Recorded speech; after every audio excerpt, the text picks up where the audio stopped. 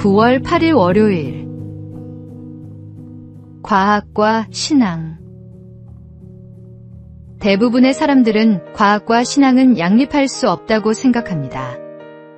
실제로 미국에서도 하나님을 믿는다고 응답한 과학자들의 숫자가 매우 적고 해마다 급격하게 줄어들고 있습니다. 그러나 역사적으로 위대한 과학자는 위대한 신앙인인 경우가 많습니다. 유엔이 조사한 통계에 따르면 지난 3세기 동안 세계에 발견을 한 300명의 과학자 중에서 무신론자는 20명밖에 없었습니다. 노벨화학상 후보에 5번이나 올랐던 헨리 셰페 교수는 이렇게 말했습니다. 과학자일수록 기독교인이 될 수밖에 없다고 생각합니다. 정교하게 움직이고 있는 우주를 알면 알수록 하나님의 존재를 인정하게 되기 때문입니다. 천문학자 요하네스 케플러는 시편 19편의 말씀을 신조로 삼았고, 갈릴레오는 우주는 하나님이 수학으로 쓰신 제2의 성경이라고 말했습니다. 그들은 과학을 깊이 탐구할수록 인간 이성을 초월한 질서와 목적을 깨달았고, 그것이 곧 신앙으로 이어졌던 것입니다. 오늘 우리도 세상을 바라볼 때 우연이 아니라 창조의 손길을 볼 수 있어야 합니다. 세상의 모든 것이 하나님의 살아계심을 증거하고 있음을 믿으십니까? 믿음의 눈으로 세상을 바라보며 거부할 수 없는 하나님의 살아계심을 느껴보십시오. 오늘의 말씀. 창세로부터 그의 보이지 아니하는 것들, 곧 그의 영원하신 능력과 신성이 그가 만드신 만물에 분명히 보여 알려졌나니. 오늘의 만나. 하나님의 창조 세계는 과학을 통해 더욱 신비롭게 드러납니다. 모든 피조물 속에서 창조주의 지혜와 능력을 발견하십시오.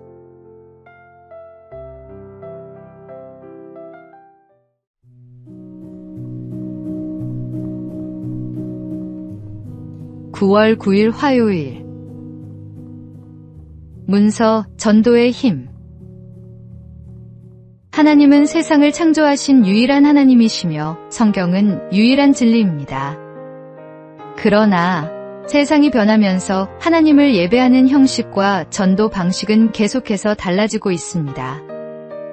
이런 흐름을 따라 어느새 전도의 기본이었던 문서 전도도 이제는 무용지물인 것처럼 여겨지고 있습니다. 최근 10년 사이 주님을 만난 사람 중에는 노방전도나 문서 전도를 한 번도 경험해본 적이 없는 사람들도 있습니다. 이런 상황이지만 그럼에도 불구하고 여전히 문서 선교가 가장 효과적인 전도 방법 중 하나라고 믿습니다. 전도지는 성경을 본 적 없는 사람에게도 단 한 장으로 복음의 핵심 메시지를 정확하고 간결하게 전달할 수 있으며 언제나 어디서나 누구에게나 부담 없이 나눌 수 있습니다. 또한 해외에서는 언어의 장벽을 넘어서 복음을 전할 수 있는 더없이 좋은 매개체가 되기도 합니다. 때로는 말보다 더 강한 메시지를 담아 사람의 마음을 두드리기도 합니다. 주님의 복음을 전할 수만 있다면 우리는 수단과 방법을 가리지 말아야 합니다. 관계를 통해 가까운 이에게 복음을 전하는 것도 귀하고, 전도지를 통해 처음 보는 이에게 복음을 전하는 것도 귀합니다. 하나님이 주시는 감동을 따라 때를 얻든지 못 얻든지 힘써 복음을 전하십시오. 오늘의 말씀. 그러므로 너희는 가서 모든 민족을 제자로 삼아. 오늘의 만나. 복음을 전하는 방법은 다양합니다. 하나님께서 주시는 기회를 놓치지 말고 복음의 씨앗을 뿌리는 사명자가 되십시오.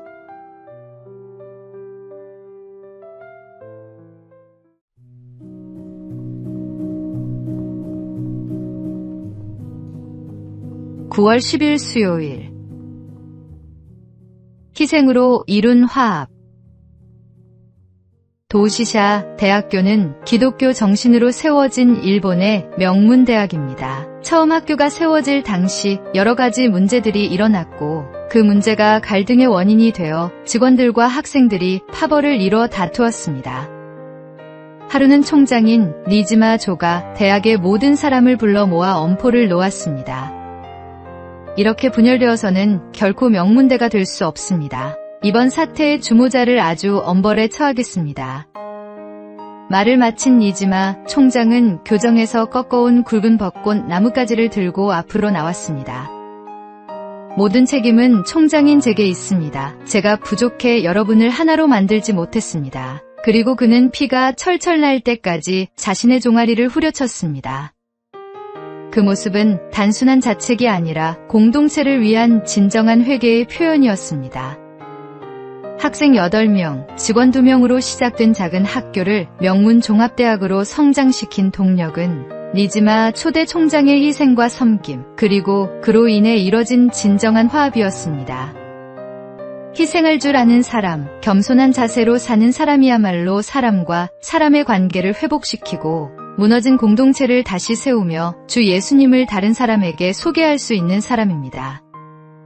내 것을 조금 손해보더라도 기꺼이 희생할 줄 아는 예수님을 본받아 사는 성도가 되십시오. 오늘의 말씀. 그리스도로 말미암아 우리를 자기와 화목하게 하시고 또 우리에게 화목하게 하는 직분을 주셨으니.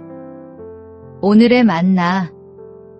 진정한 리더십은 희생과 겸손에서 나옵니다. 내 것을 내려놓고 먼저 화해의 손을 내미는 그리스도의 마음을 품으십시오.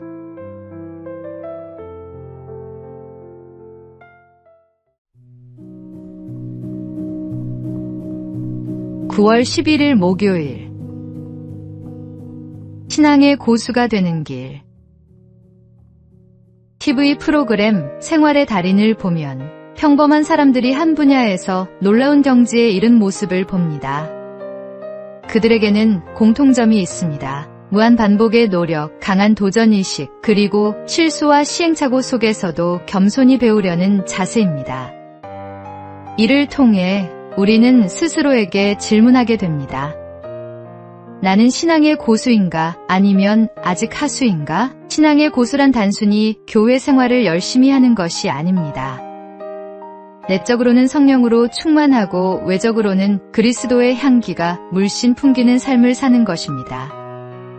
바둑의 고수 조은현은 아플수록 복귀하라. 승리한 대국의 복귀는 이기는 습관을 만들어주고 패배한 대국의 복귀는 이기는 준비를 만들어준다고 했습니다. 신앙생활도 마찬가지입니다. 매일의 삶을 복귀하며 하나님 앞에서 반성하고 성찰하는 것이 필요합니다. 예수님을 닮고자 하는 거룩한 열망, 훌륭한 신앙의 선배들로부터 배우려는 겸손한 자세, 하나님의 말씀을 삶에 적용하려는 끊임없는 노력, 이런 것들을 무한 반복할 때 우리는 그리스도의 장성한 분량이 충만한 데까지 이를 수 있습니다. 신앙의 달인이 되는 길에는 지름길이 없습니다. 오직 매일의 훈련과 말씀 묵상, 그리고 성령님의 도우심을 구하는 기도가 있을 뿐입니다. 오늘도 한 걸음씩 그리스도를 닮아가는 여정을 계속해 나가야 합니다.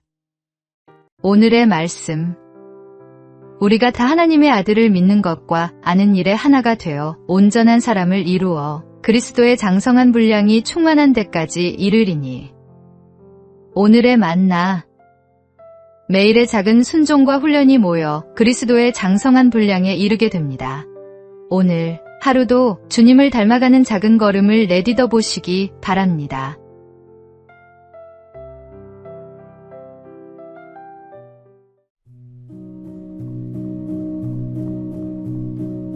(9월 12일) 금요일.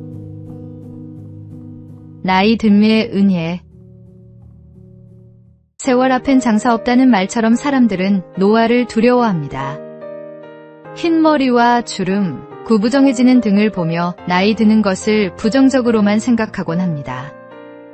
그러나 최근 연구 결과는 우리의 편견을 뒤바꿔줍니다. 나이 먹는 것에 대해 긍정적으로 생각할수록 더 건강하게 오래 살 수 있다는 것입니다. 나이가 들수록 스트레스를 다루는 능력이 향상됩니다. 인생 경험이 쌓이면서 웬만한 일에는 흔들리지 않고 감정 조절도 더 능숙해집니다. 부정적인 감정에서 긍정적인 마음으로 돌아오는 회복 탄력성도 좋아집니다.